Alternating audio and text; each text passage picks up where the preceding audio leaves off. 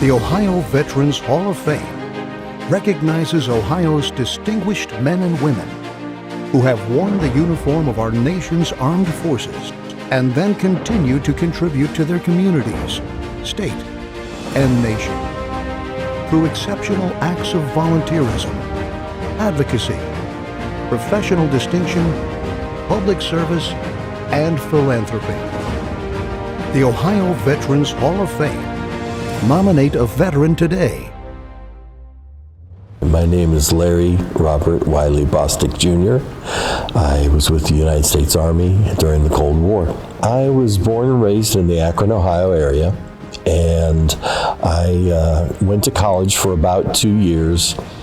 College wasn't for me, and I always wanted to be in law enforcement, so I went down to the recruiters, and I went to each of the recruiters asking which one would let me come in as a military policeman, and the Army was the only one that guaranteed that I could do that, so I signed up for the Army back in 1984. My first duty station was sent to Korea, and I came back to Fort Carson, Colorado for about 2 years, at which time they said they were going to send me to a nuke site right off of Hawaii, where you wear MOP Level 4, which is the nuclear, biological, chemical warfare, the MDC gear probably 3 to 5 days out of the week. And I said, that's not for me. So they said, would you be willing to go back to Korea? So I did my second tour in Korea. And while I was over there, I had an incident where I was breaking up a bar fight and I got hit with a baseball bat in my right arm. And they checked it out and said everything was fine. And so then I went to a Army-sponsored arm wrestling competition, and it was just like the movie Over the Top. The guy snapped my right arm right where I'd been hit with the baseball bat. Near the end of my career, I got to do a protective detail for President Reagan during his hand surgery. He's had to spend the night. I was standing outside of his door, and he opened up the door and started talking to me. And it was just like a guy from your old neighborhood.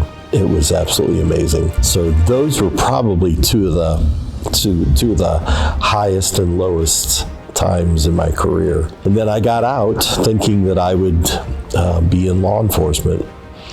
And I ultimately took a position with the VA police up in Cleveland. And I worked there for about a year.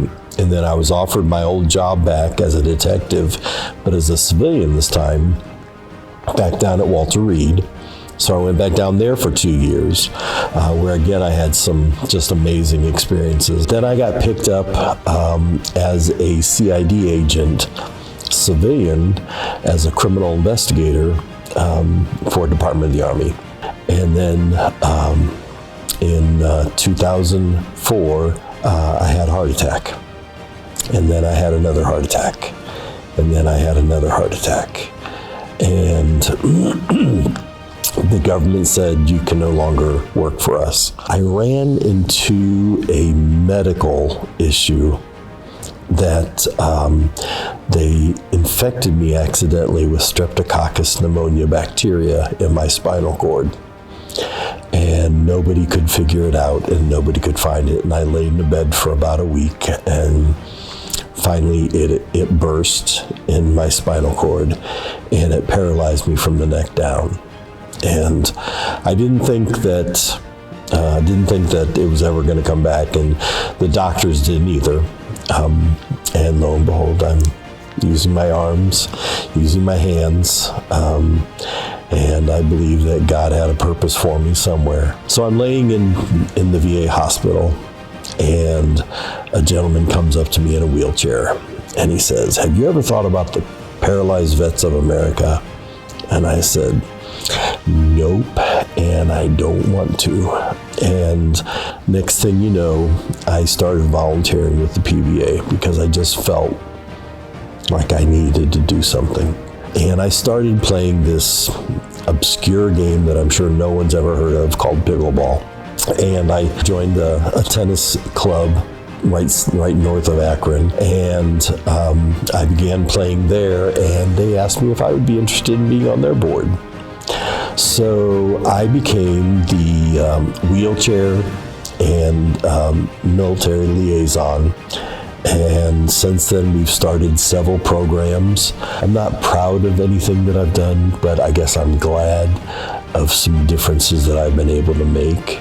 And I'm totally humbled by this opportunity that was presented here. And I'm absolutely amazed that I'm even sitting in this chair in front of a camera talking to somebody about being in the Veteran Hall of Fame, because there are so many veterans that I personally know that I feel have made such a larger contribution than I have.